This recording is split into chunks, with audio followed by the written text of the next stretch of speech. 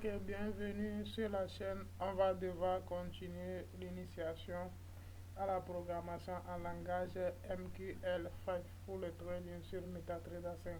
Alors aujourd'hui, nous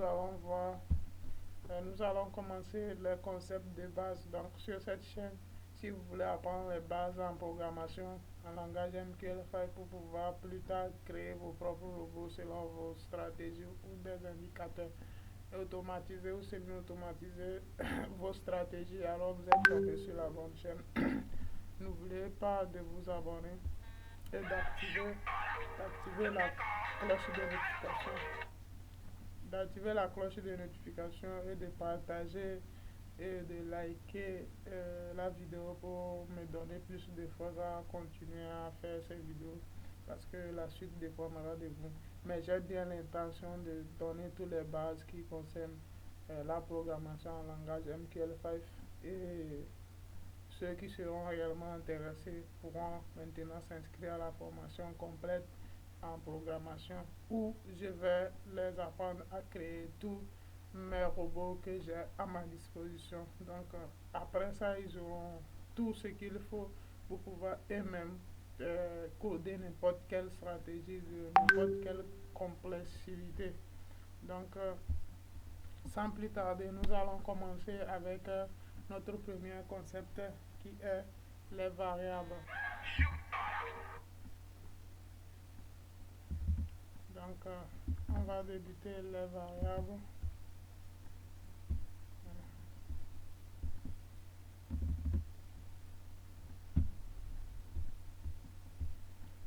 Donc, notion numéro un que tout programmeur devra retenir, ce sont les variables. Comprenez? Donc, on aura les variables.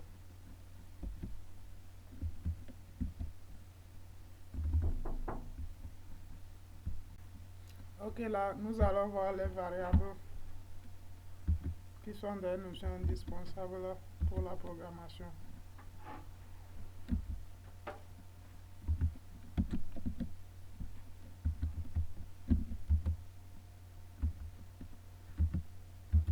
Les variables. Alors, les variables, c'est quoi?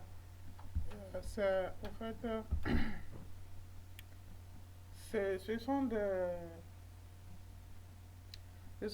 notions, c'est comme si on stockait quelque chose, euh, supposons, on conserve les sardines dans la boîte de conserve. Donc, la boîte de conserve, c'est une variable. Donc, c'est des termes un peu abstraits, mais avec la pratique, vous allez comprendre. Quand on va commencer par coder, euh, réellement, vous allez comprendre. Donc, pour le moment, je vais expliquer la théorie.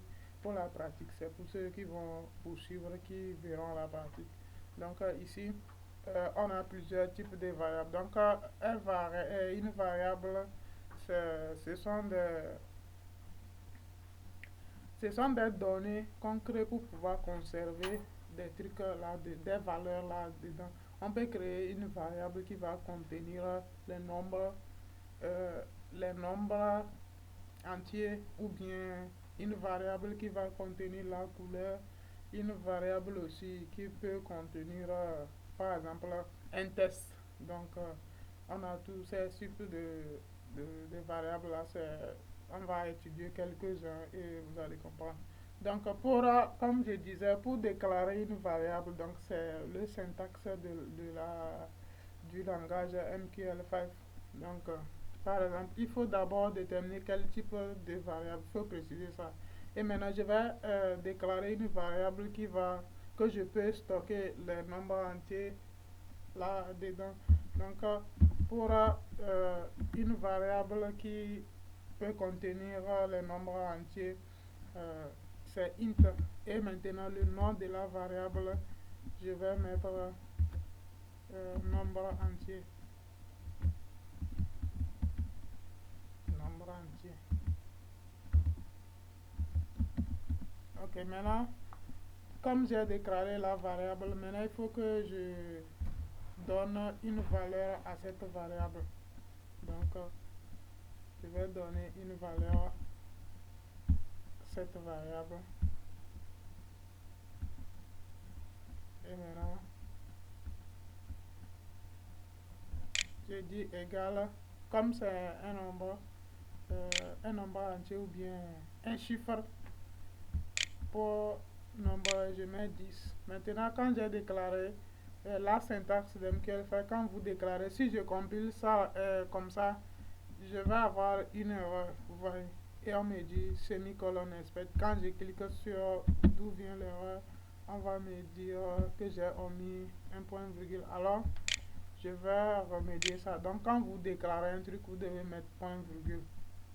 Ouais. Et il n'y a plus de... Donc, ça, c'est une variable qui contient un nombre entier. Donc, pour toute variable que vous voulez créer pour stocker des nombres entiers, il faut préciser d'abord les int et ensuite le nom de la variable et donner maintenant la valeur, attribuer une valeur à la variable. Donc, on a également, supposons que on a pour une variable qui contient, qui peut contenir le texte, c'est string. Donc, string, précision maintenant. Le nom du variable, je vais mettre test. Donc, test. Donc, avec le syntaxe MQL5, pour stocker le test, on doit mettre les griffes et maintenant on met les tests à l'intérieur. Donc, on compile, pas de soucis. Donc, tout est bien.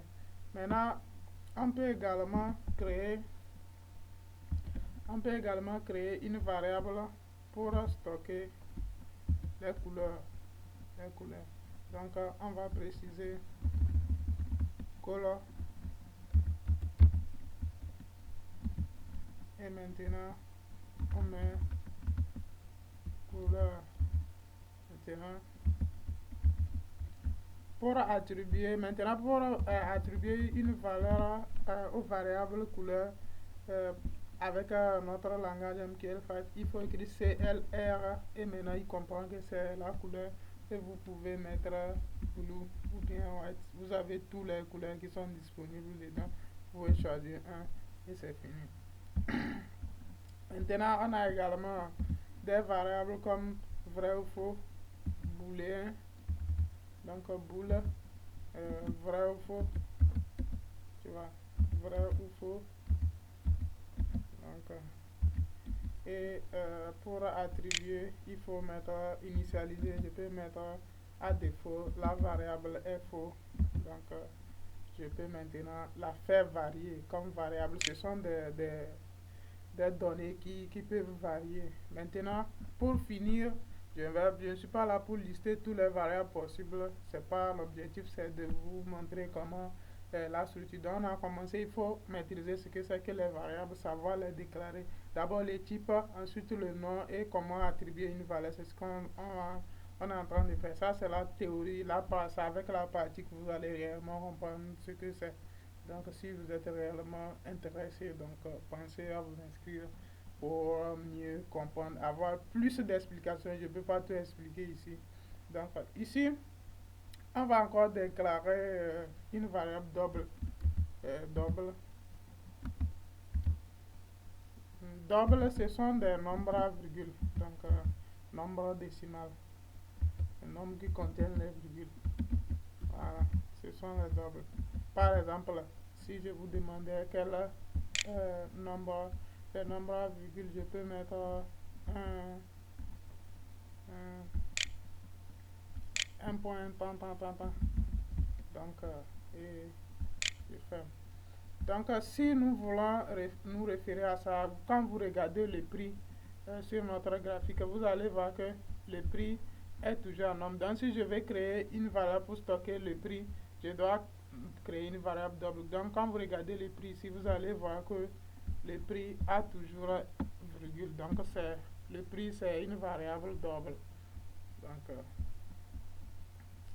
je pense que c'est tout pour les variables. Donc, on se retrouve dans la prochaine vidéo où on va étudier